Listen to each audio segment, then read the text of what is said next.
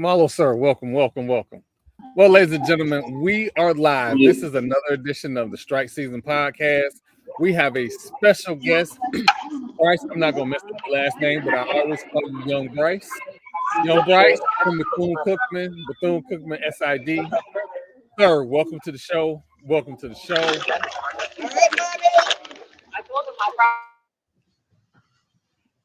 I'm going to get right into it. What is it like being an SID at an HBCU? Better yet, what is it like being an SID at that school at Daytona? Well, first of all, appreciate you having me on. This is definitely the first. Well, it's the first swag podcast I've been on. Period. That's not the one that we run. But I feel a little gross being here with the FAMU people. Right? I feel like I'm doing something I shouldn't be. Hoping Coach Theus doesn't see this one. I don't know where that'll land me, but I appreciate that. I'll tell you this. I went to. I'm from Tampa. I went to undergrad at Stetson. I knew Bethune-Cookman. I knew the area. I knew Daytona, obviously, because it's 45 minutes down the road from here. But it was totally different environmentally than I ever imagined. And obviously, Stetson is a PWI. It's as PWI as it gets, right? It doesn't get more like stereotypical that kind of school, right? So when you come here, obviously, it's different.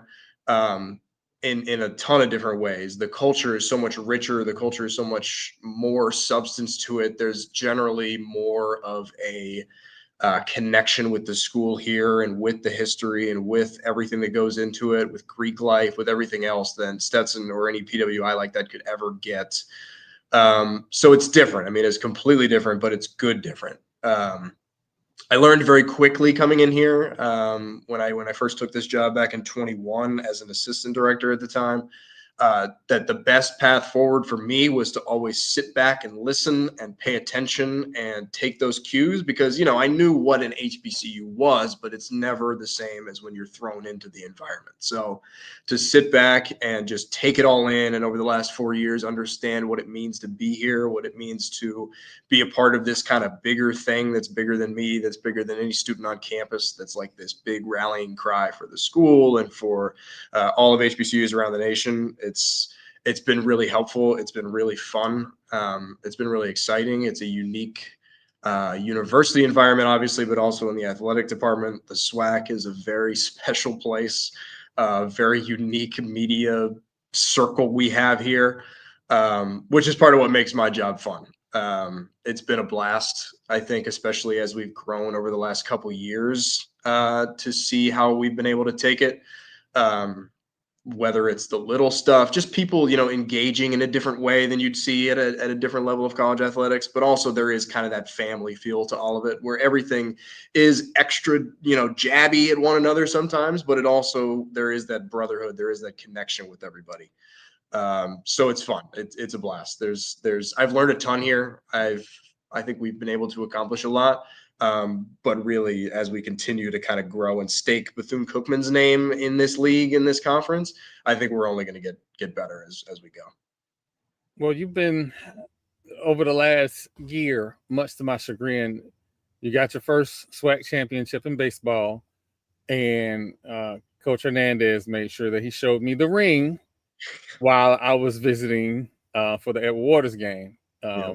So I don't know how I felt about it because I feel like I'm an anonymous guy that like a lot of people don't know about me, and he made a beeline to me. I was like, oh, okay. He watches the show. So like, I absolutely love that. I'm going to say this and I'm going to deny it later. I like the fact that it came down to Florida A&M and Bethune-Cookman at the end for a bunch of different reasons. One, there are a few sports, and I won't say the sports out loud, that it should always be Bethune-Cookman and Florida A&M. I think that should just be it.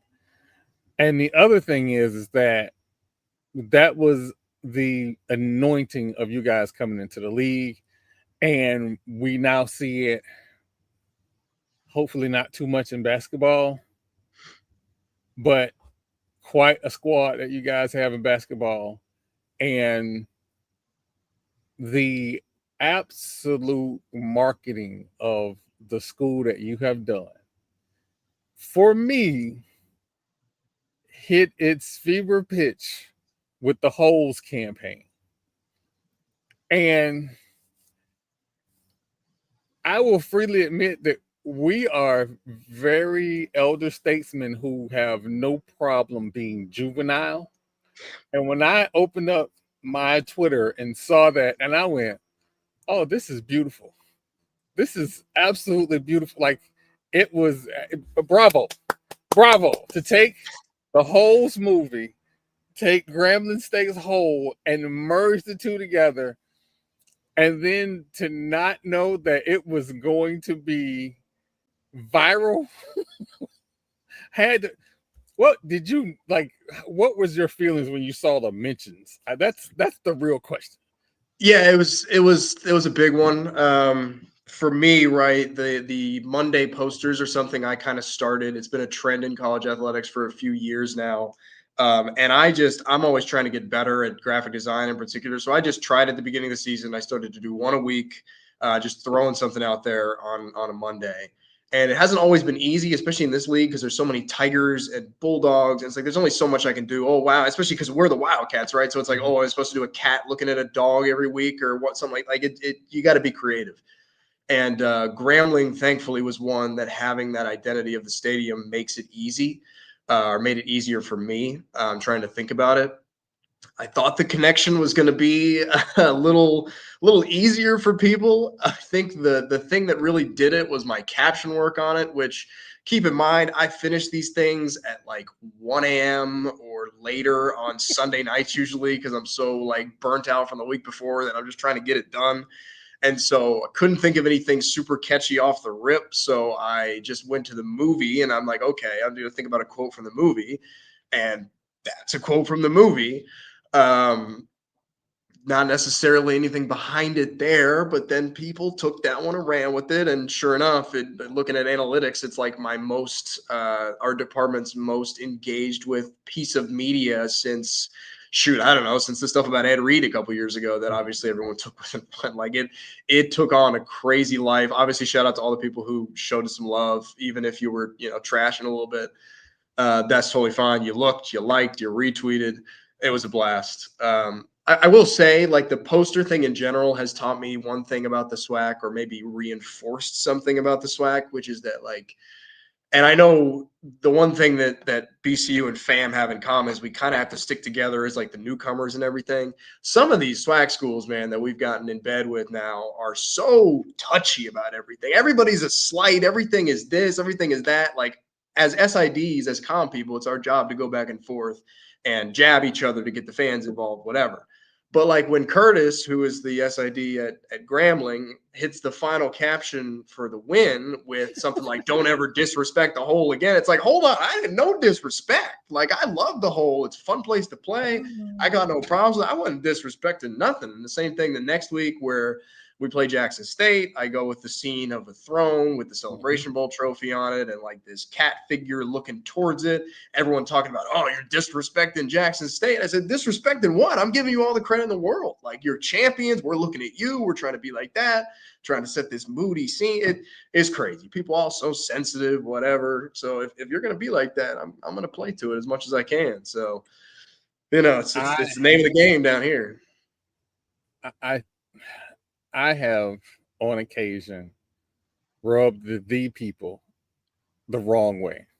The funny part is that when they say that I don't like them, they have to know that I've donated to their university. And I'm getting the emails every other day, and I'm just like, but they think I hate them. So I don't like them. I don't like them. Okay. We gotta live here, Marlo. But anyway, I tell people this all the time.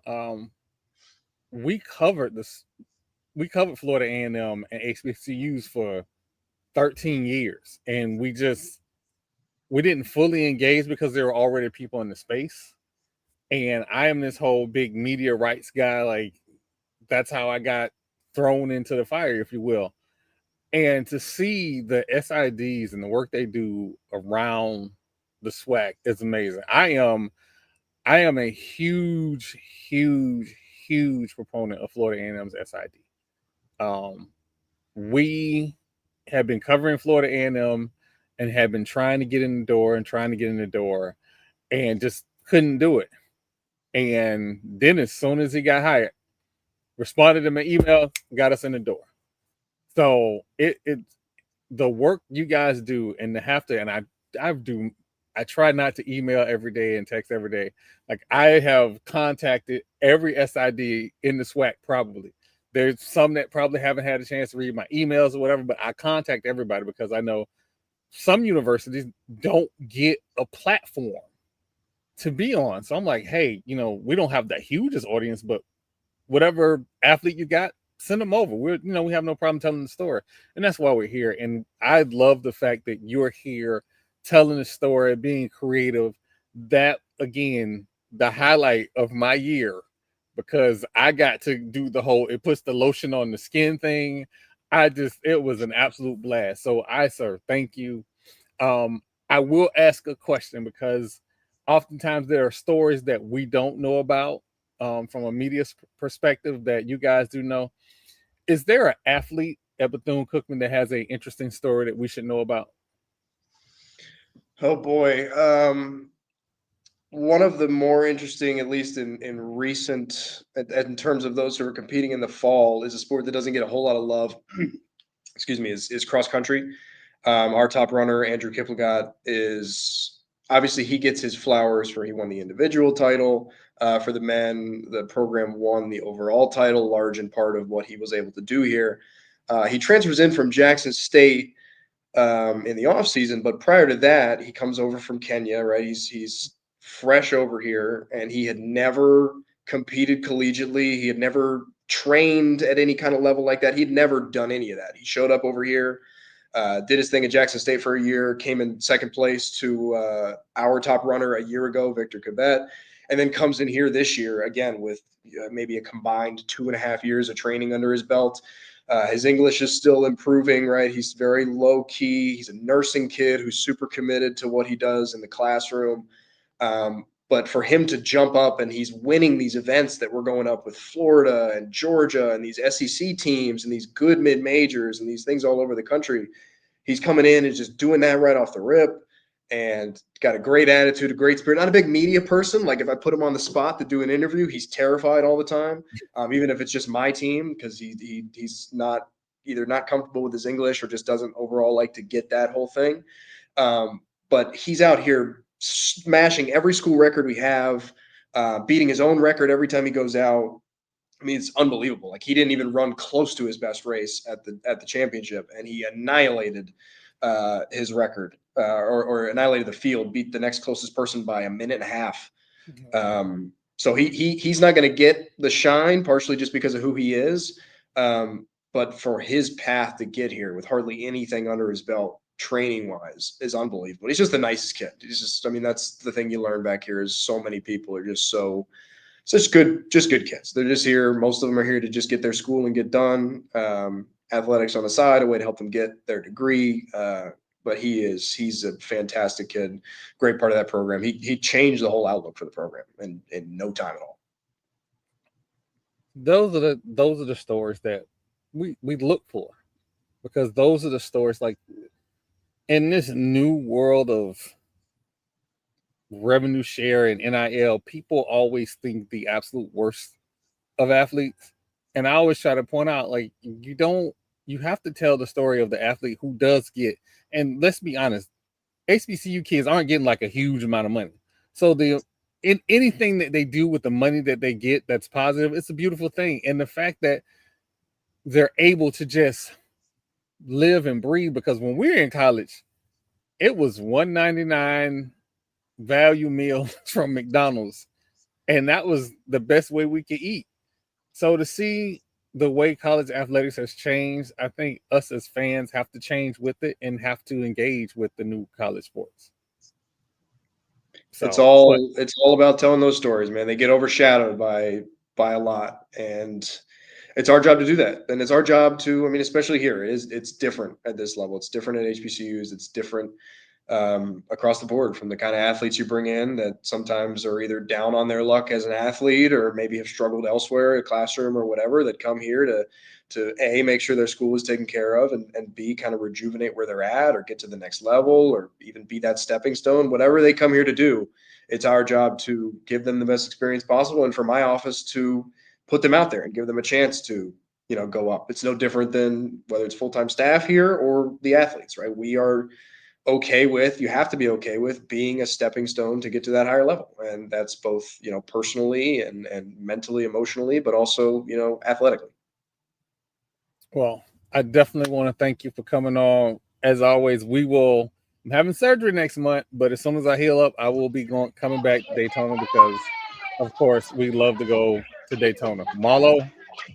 No, I just want to say there's a lot about your school that rubs me the wrong way. You're not one of them.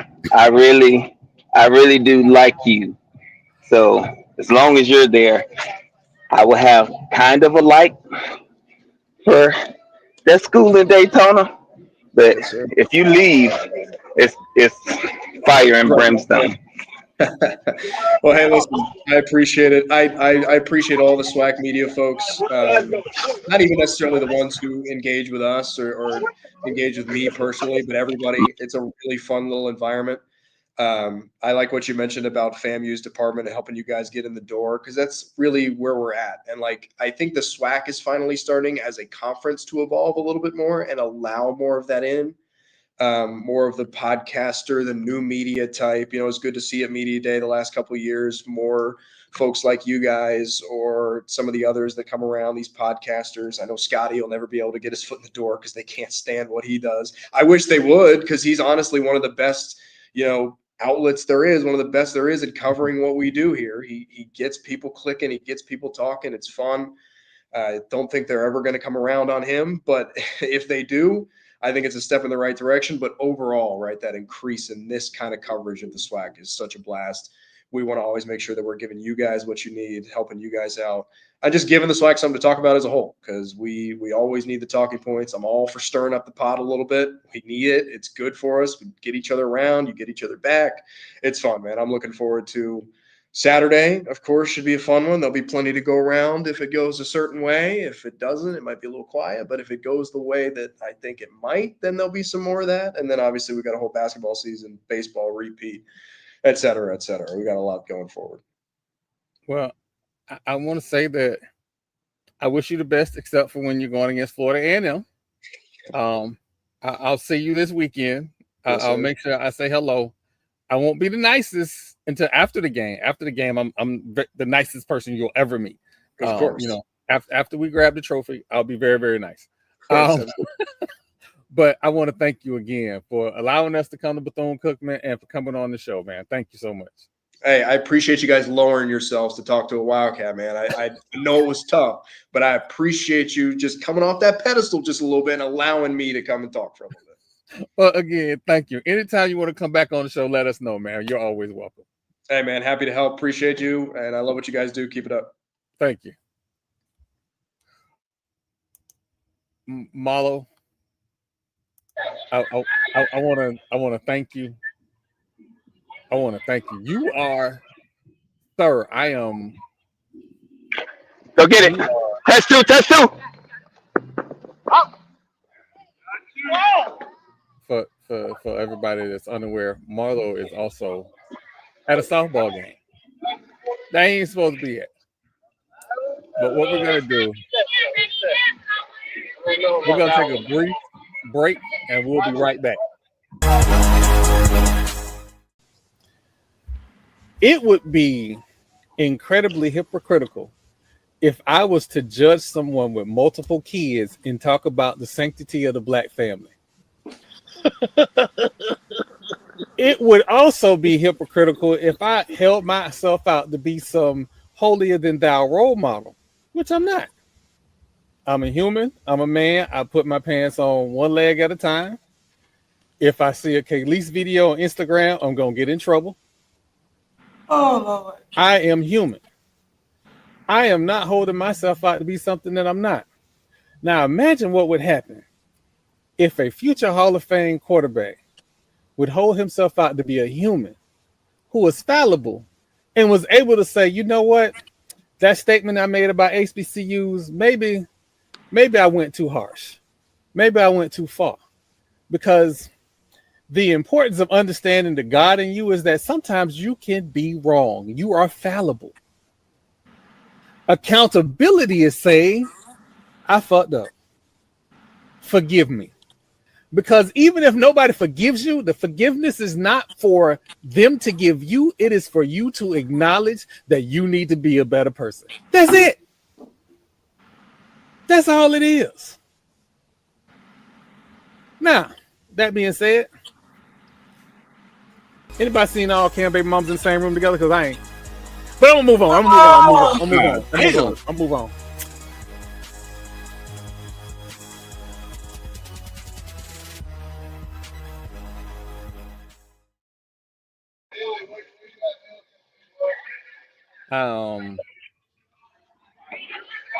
I would like to say that I'm not proud of that moment, but I am, because I'm me.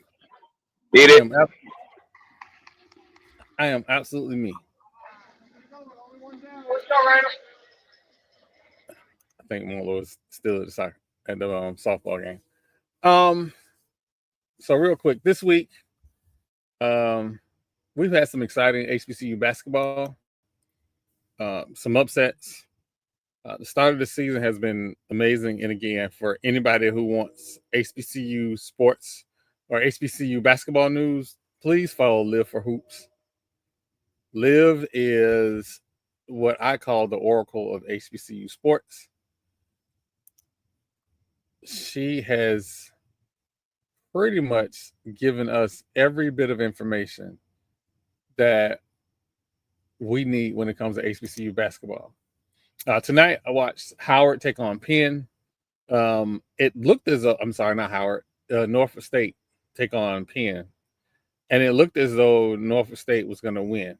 They had opportunities before half to take the lead, came up short.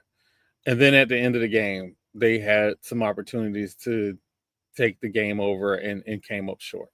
So where Norfolk State is right now, I think, as Liv said, physically, they are a physically imposing team. They just need to make winning plays at the end of the game. There were some untimely three-point attempts, maybe even bad shots that were taken that allowed Penn to get back into the game. And then, shout out to Penn for being able to withstand such a gritty game. But as Liv said, this is going to be a team that is going to be physical as the season goes on. So my hat's off to Norfolk State. I think they're going to be better than people expected them to be. But again, this was a winnable game, but still, shout out to Norfolk State. I want to say, get to this schedule. North Carolina Central is in action tonight, and they are beating the life out of, I'm going to call my Sister of Mercy until I pull up their opponent. I'm sorry, it was an unusual team name.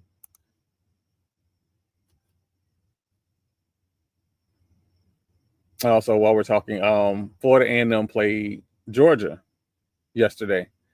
Was not, I think it was a 30-point game. Not the outcome that we wanted, but get the check, get out healthy. I will say, after some concern for the first few games of the season, Anquan Bolin played better at 16 points the last I looked, and his shooting percentage was way better. So he is coming along quickly, which is, to me, commended. And on the men's side, on the SWAC right now, Alcorn State is playing LSU. They are down 50-44 against LSU. That's A little bit Ye- unexpected. Yeah, sorry, I was in the field. We started our game late, but I was on my best behavior because I do genuinely like that guy. Yeah, So, Bryce is good people. He good people. but You his know, university, I could really like if I was the genie and I could like blink and it would disappear, oh God,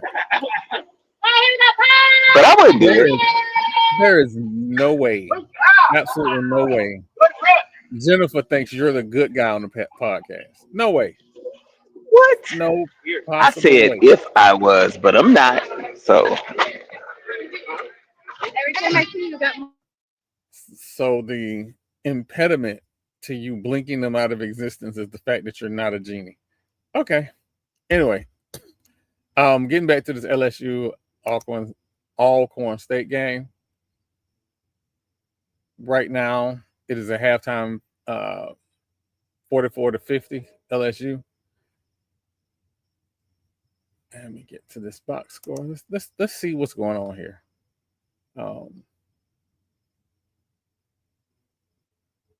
Well,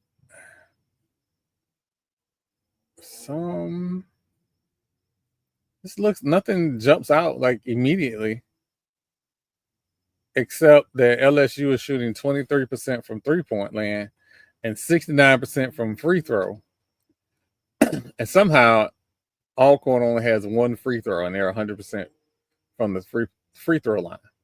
They're shooting 47% from the field, 38% from three. I mean, if LSU keeps screwing the pooch, so to speak, we might have an upset. We'll keep monitoring that.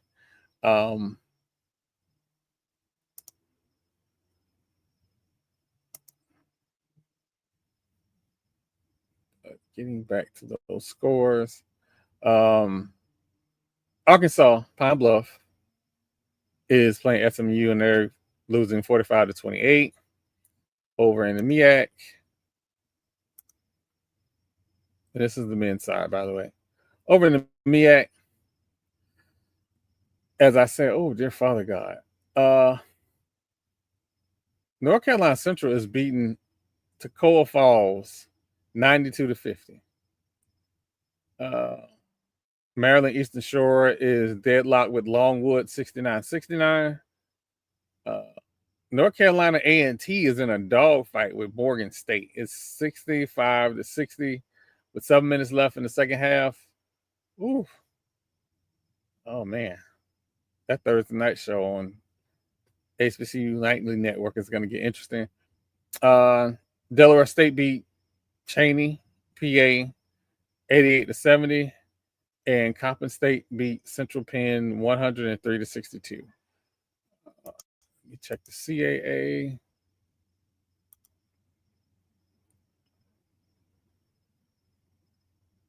I just want to get these scores off. I got to go back in the field. All right.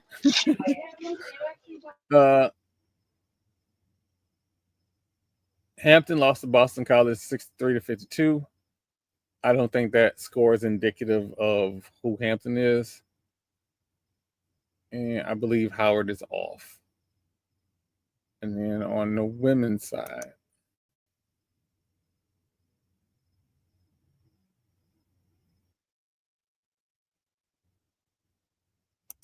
I hope everybody's having an amazing classic week because I am. It is the most wonderful time of the year. I get to eat conch salad. Apparently, I get to dress up in matching outfits and all that good stuff.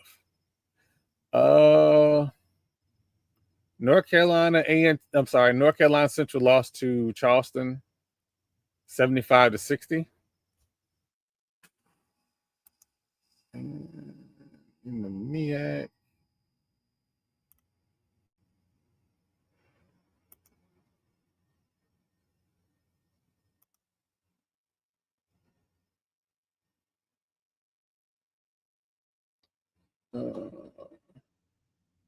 Morgan State lost to Johns Hopkins 75-59. And again, I already told you that Charleston beat North Carolina Central 75-60. On the SWAC side,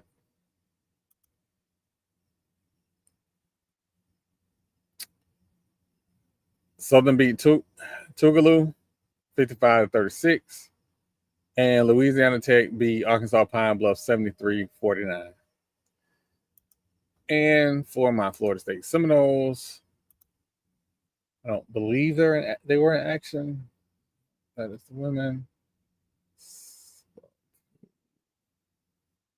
Yeah. By the way, I hate doing scores without context.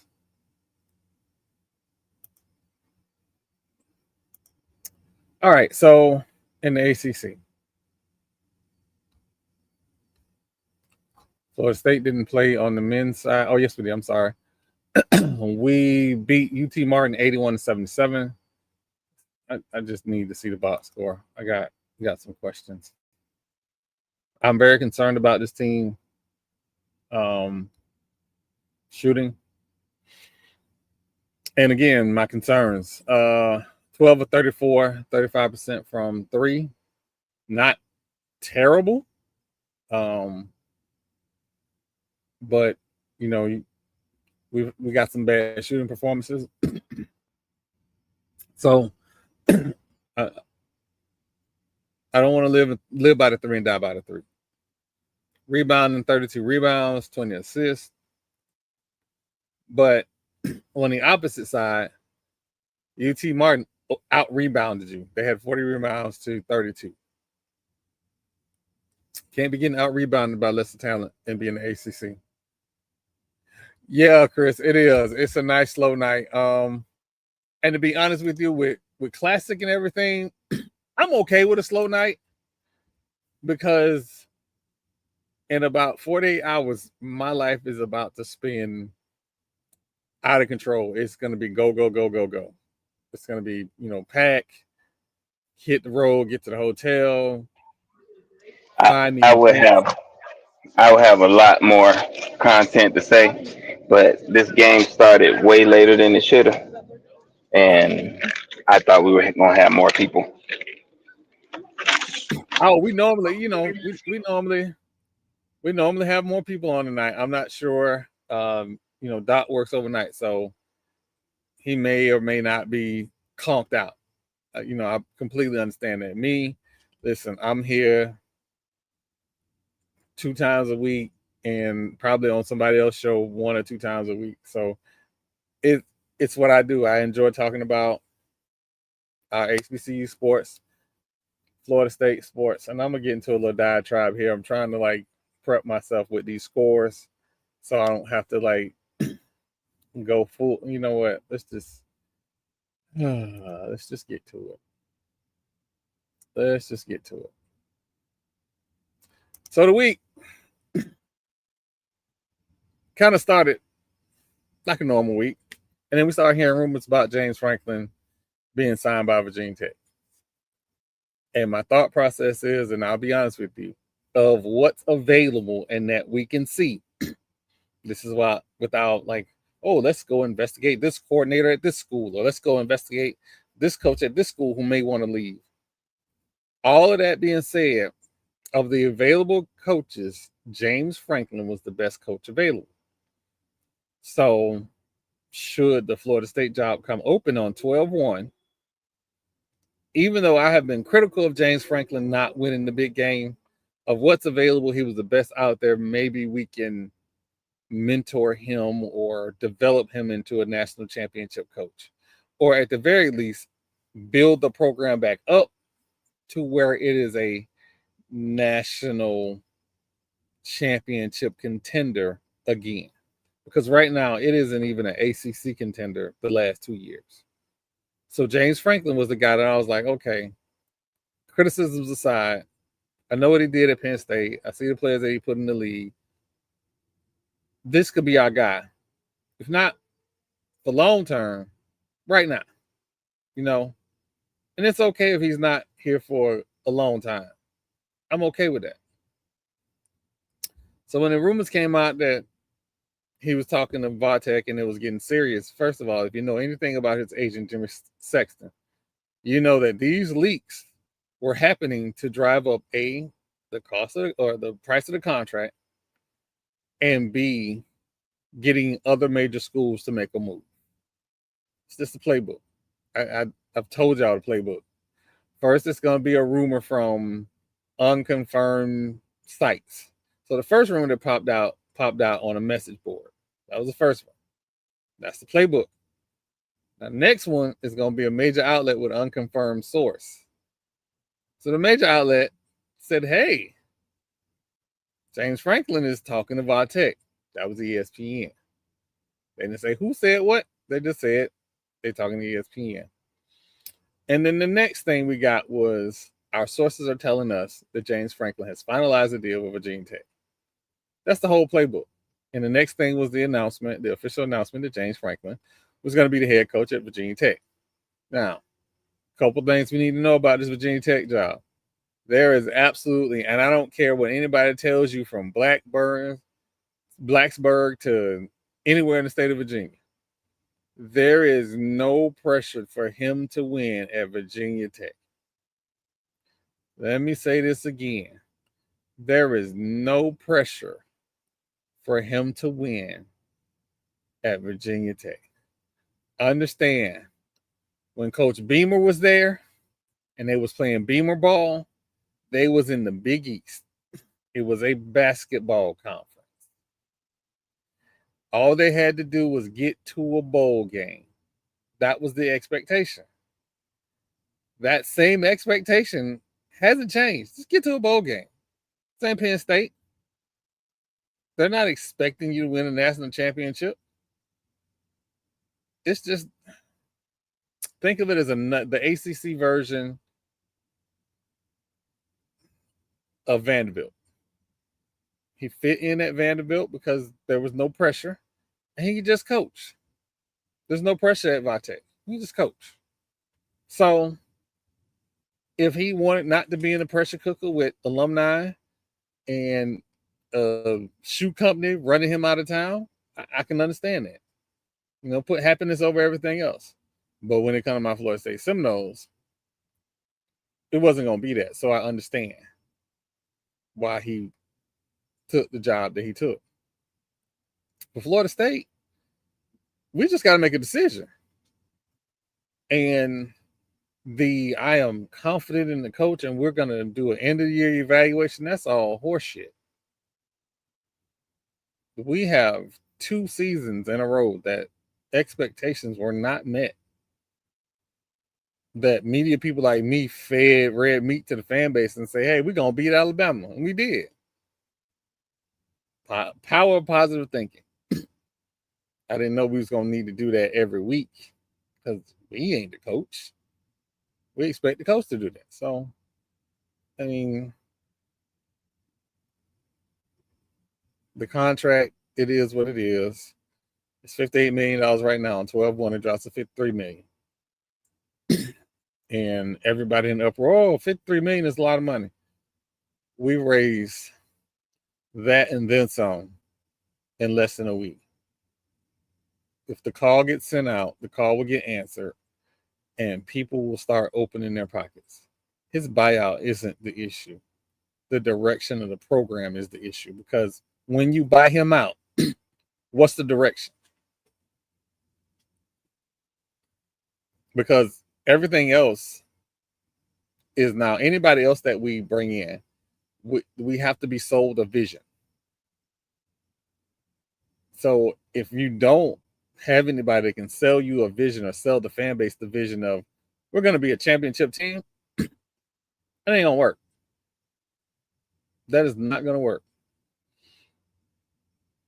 But again, AD Ski Mask is on the clock. I've never seen this many Seminoles this pissed off. Period. There are less people pissed off now than they were when Willie Taggart was there. And that was Yeah, that's a telltale sign. Very, very much so. so I know a lot of people had their little comments about, well, James Franklin wasn't going to be the coach at Florida State, yada, yada, yada. If the numbers made sense, he would have been the head coach. They were not gonna pay that man. No, They they just were weren't. not going to pay. Let me go ahead and dispel this right now. Tech, Florida State, LSU, Florida, Penn State. The Penn State, they're not paying these buyouts the way they once did. These contracts are going to be different. People are in an uproar. LSU's coaching job is hot garbage because the governor is involved. You're not Who wants to go there? negotiating. Who wants to go there? You're not negotiating with just the athletic department and the president of the university. You're negotiating with state government. That's how far this has gotten. So for all of us to get in our feelings, listen, I'm the main one. I call them old cornrows. I am sure that as a human being, he's probably an excellent dad, a great church member, probably even a deacon. He is probably a wonderful person. This is Florida State football. I could care less if you were slapping babies in your free time, as long as you got the dub and recruited like we need you to recruit. Now I'm being extreme. Don't take me at my word. If you slap a baby, I'm probably gonna slap you, but you know what I'm saying. I All was that gonna good say guy, all that nice that. guy stuff, all that all shucks. Listen, I love St. Bobby. Bobby dead. It's okay to rip off a motherfucker every now and then. Don't get your ass up in that podium like you about to cry. That ain't passion to me. That's something that Ash do when he get caught in a lie. So I just need him to win. And for everybody to say if he went out, he should keep his job. Nah, he done lost that locker room Yeah. and the confidence of the fan base. You know, it's for him, not just for us, for him. He's got to find a less stressful place. Because this recruiting cycle is going to be vicious. And it's only a one window portal this year.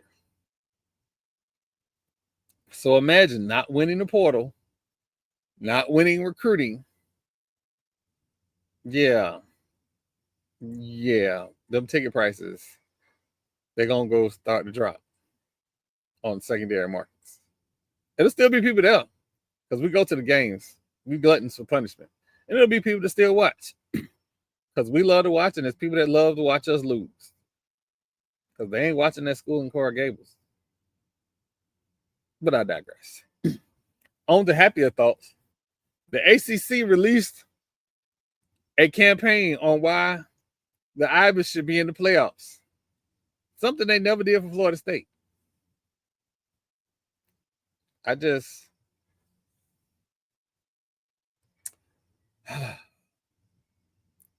find it funny that Miami is not going to get into the playoffs. We'll be the highest ranked team in the ACC. But because their coach lost 2 games in the middle of the season, they are mathematically out of the ACC championship game. It couldn't happen to a better school. Could not happen to a better school. But again, I digress. So I was hoping to have everybody here today, but something very, very interesting happened on Good Morning America today. And I found that very, very interesting. So, for those of you who don't know, there is a gambling scandal in college basketball. And it's not solely, or it's not exclusive to college basketball, but all of these gambling scandals are happening all at the same time.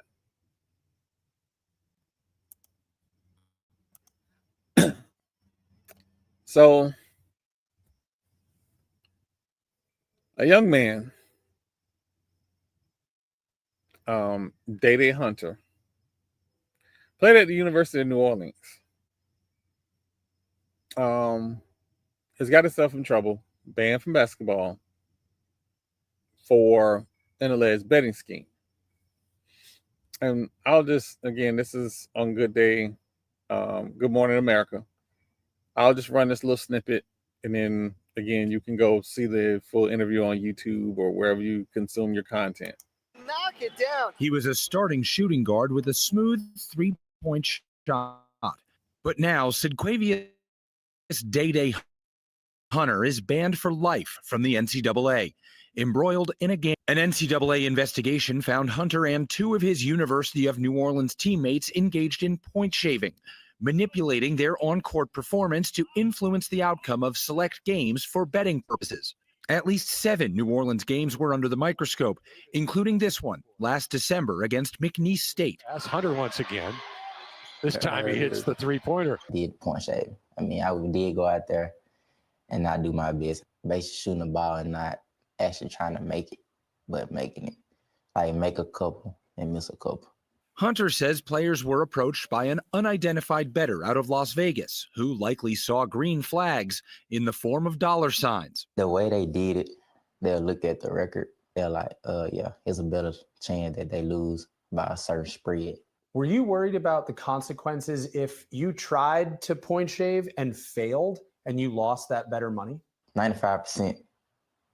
We were going to get the job done. Text messages recovered by investigators from teammate Daquavian Short's phone included an exchange between Short and Hunter in which they discussed receiving $5,000 for their participation in the scheme. I was money hungry. That's all it was, money hungry. Fast cash. What did you want to do with that money? Skip that question.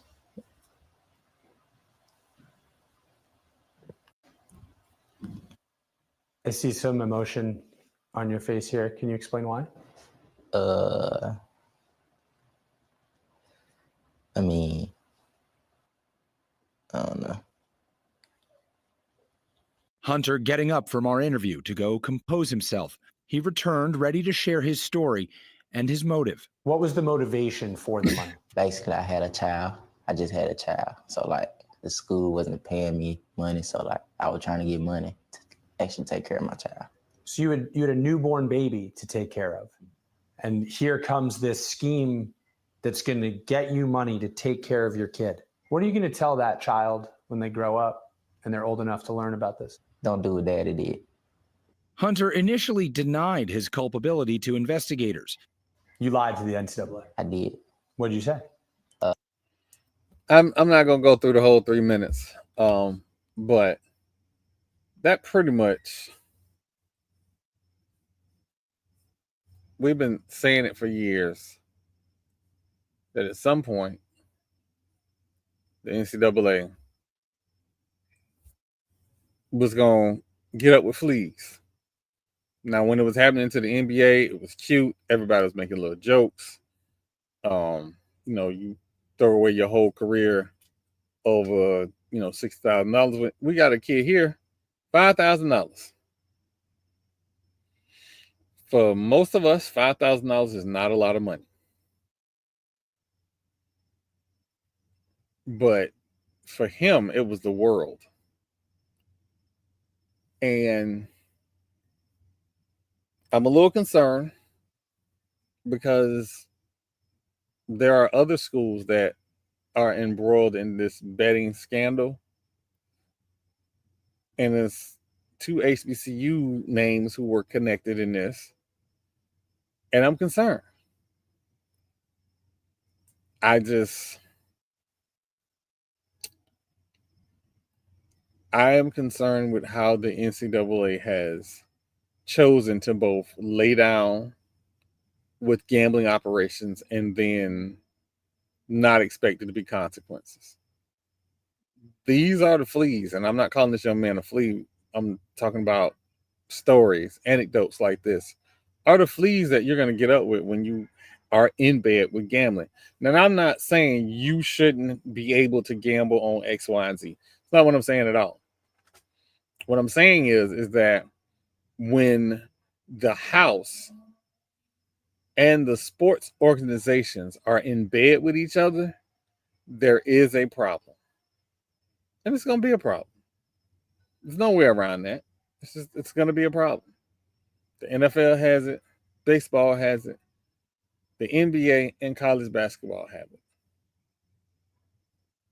It was only a matter of time. So I wish this young man the best, but these choices have now made his life very difficult.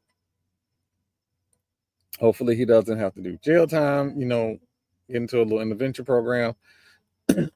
Hopefully he gets a second chance, but it probably won't be in basketball. So, but again, be careful what you do. Be careful what you do. Because sometimes that easy move is not worth it. I think we do a lot of these kids a disservice by continuing to think that they're gonna do the right thing on a regular basis instead of like the mentoring part of it is not there. Like it was, I don't know, it's a spiral effect. This young man had a kid well before his time, and desperation calls for desperate things, and that's pretty much what happened. He got desperate. Saw a way. I tell people This all ain't the the time. end. It ain't the end for him, because I mean, he still got to live his life, and he got to be there for his child. So he got to do whatever he got to do. And I ain't talking about no illegally. It's a whole lot of things that he can do to make money. I was a janitor, and Facts. tell people all the time, it is nothing wrong with being a janitor. I was a janitor at the highest of 7 Hills. I'm right here. So getting there out the mud, you got the easy way and you got the hard way. This is him having to deal with his hard head. Nah, he getting spanked around. So there's that. Switching over to football, my Las Vegas Raiders did what I thought they was gonna do. They got embarrassed on Monday Night Football at home against the lowly Dallas Cowboys. And Doc ain't here to defend his Cowboys, and that's fine. But all those people celebrating, talking about the Cowboys are gonna do this and that, it's the Raiders. Listen to me. I'm telling you. It's the Raiders. Geno Smith is on a campaign to throw the most interceptions in an NFL season. If you think Marlo hate Jameis Winston, let me tell you something. Jameis Winston looks like a Hall of Famer compared to Geno. Point blank, period. You ran the ball. I don't hate Jameis Winston, for the record. I hate the fact that he threw 30 interceptions. Good pitch. But I do not hate that guy. He threw 30 touchdowns. This man is not going to throw 20, but he's going to have 30 interceptions. So, But again, congrats to Doc. You know, your Cowboys might make the wild card. We'll see. Now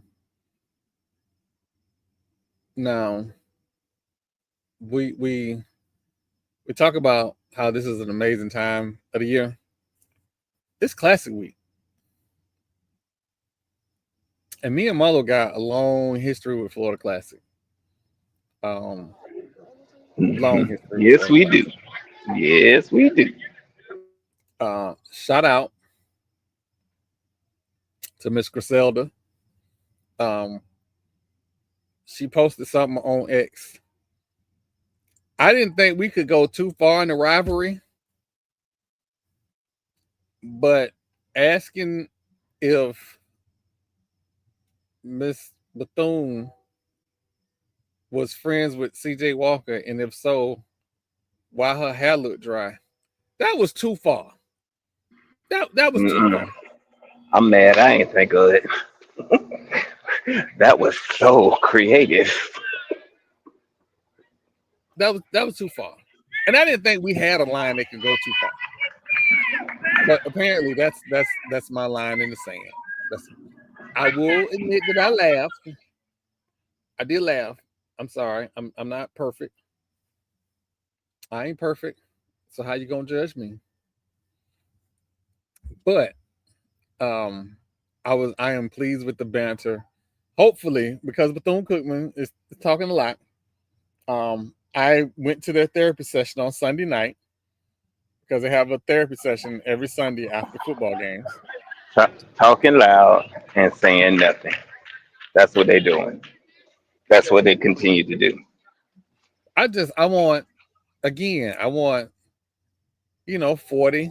50,000 at the Florida Classic. I do. I want all the Cookman people that has ever shown up at a game in the last 5 years. I want them at the game. Because I know, fam, you going to bring 20, 30. Come to the game. So that when y'all lose, then, y'all cry back. And it's not a long drive. Like, it's not a long drive. It's like, what, 45 minutes to Daytona? I think. I'm good. So, yeah, who want to go back? They might as well just chill out in the O. They got to go back to the hood, the ghetto. Marlo. I know I should probably say stop, but keep going. And young Bryce, I'm talking about something. He went to a PWI, but the culture and this was different and that was different. Yeah, that it is different. He ain't never been to the hood coming from PWI. He got seasoning on his food. They ain't got no seasoning in Stetson. Stetson in D-Land. So yeah, it was different. A good different. That's what he meant. Yeah, he said that. He said it was a good difference. Yeah, because he got seasoning. I mean, he do work right across the street from Bethune Grill. So he can always, walk across, see Earl people and get some wings. And then they got, Marlo, they got a Buc-ee's. Ain't no Buc-ee's in D-Land. They got a Buc-ee's right there in Daytona. That's a good reason to go to Daytona, is to go to Buc-ee's. Right? Yeah, because they beach is trash. Yeah, I said it. But again, Classic Week. I'm trying to think of my favorite Classic moment that is not a fight involved. But the craziest part is I root for the kids, but they just got the wrong shit on their jersey. I want all the kids to do good. But I don't want that school to win shit. Oh God. The oh, that comment with the background is crazy. I'll say this. One of my favorite moments in classic history was again 1990. I think it was 42-21 on Florida A&M. And the reason that it was one of my favorite moments, it was because I snuck off to the classic, ain't had no business being there, and had a good old time in my daddy's car. That's that's special to me.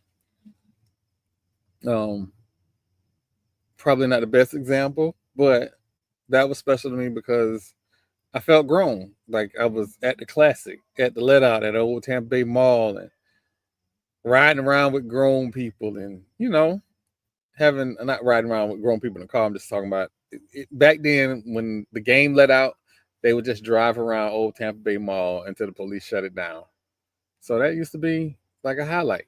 I kind of miss them old days. Unfortunately, the Tampa Bay Mall isn't there. It has been replaced by a trash ass $1 place. So that will never come back, but there will always be special moments in Florida classic history when it comes to Tampa. And in Orlando. I didn't realize until this year that, the Alley Cat couldn't dance. I wasn't aware of that till, people showed me the dance off videos. I was like, wait a minute, they cat can't dance? Okay. All right. Well, maybe Bryce got more seasoning than the Alley Cat. Who knows? But I think we pretty much had everything. Are we doing the show Thursday night, Molo? I'm not sure if he's still there. So we should be in Orlando before we have a show on Thursday. I will coordinate with everybody. I will definitely let you know, but we will be in Orlando Thursday for the Classic. It's just a matter of getting everything moved and packed up and everything. So if at anything, we do not have a show. I'm planning to have a show. I'm trying to get the FAMU Avengers on for the show Thursday so we can talk about the game and have a good time. It's classic. Again, We will have the RV. okay. So we'll be broadcasting from the RV. I'll be packing up my equipment and we'll broadcast from the RV. But one of the things that I definitely want everybody to know. Oh yeah. I definitely want everybody to know is that we're gonna get the Avengers together. Jamal said he'll be there Thursday afternoon. He'll be there 12, like noon Thursday. I'll try and get to the luncheon. Are we doing you doing the luncheon, Marlo? Are we gonna do the luncheon? I don't know if I can. If I can, I will. We'll see about doing a luncheon. We'll hit some events. I do not know what party we're going to. We normally do mangoes, because that's just what we do. So we normally do mangoes. We'll see how that goes. And then from there, it's the game. And because I have to work the event, I don't have to wear matching outfits because I got to put on my Fat Mouth Sports attire so people can know us, see us, love us. And I don't have to wear the tracksuit. So that shit is gonna be fun. And I'm gonna get punched. Okay. So yeah, again, I want to thank everybody that came out for the Madness Basketball Podcast. As always, as you can see there, we have a QR code at the bottom of the screen if you want to donate to the podcast. Also, go to watch.fatmouthsports.net. That will take you to our YouTube page. Like and subscribe. Also, we have Fat Mouth Sports on Facebook. Fat Mouth Sports on Facebook. Follow, like, subscribe. And then also on Twitter, Fat Mouth Sports on Twitter. You can also follow me on Twitter, Troy White. That's my regular name. The Jazz 027 is my handle on Twitter. You will get light, funny comment as best I can. Sometimes I'm very serious, sometimes I'm not. But as always, I lead with love.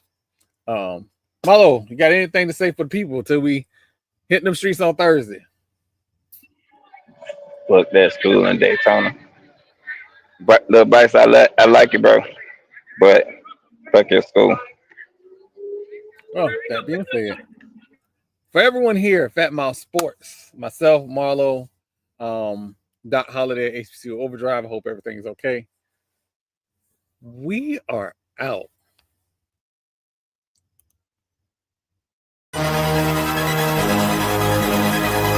That's wild. The other Splash Bro to move to Dallas and now he dating Megan Thee Stallion. And then propose.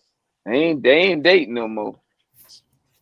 You know what, Marlo? I believe you right. Because he out here taking her fishing and shit. I'm not taking you fishing unless you special because you're going to disturb me while I'm fishing. So, Oh, he yeah, I didn't. believe you.